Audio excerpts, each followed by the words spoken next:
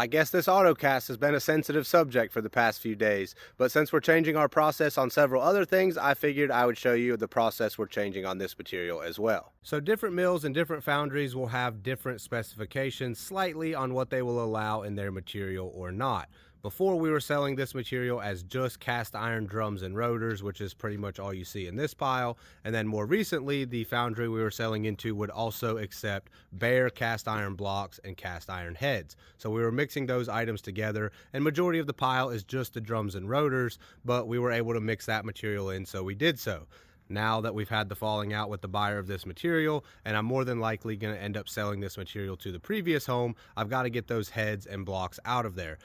In hindsight, I wish that we would have just kept these in a separate pile and had 3 cast iron piles, which is what we're going to do going forward.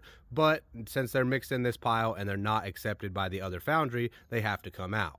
It may seem like a big challenge to add a third category and keep the material more separated, but it really isn't. When the material comes in, we can just use the magnet and drop it in whichever pile it goes in. We do have to go through the material that's already on the ground, but honestly, in a half day, the guys will have this done. They just started on this afternoon, maybe worked on it for an hour or two, and they got about a quarter of the pile done.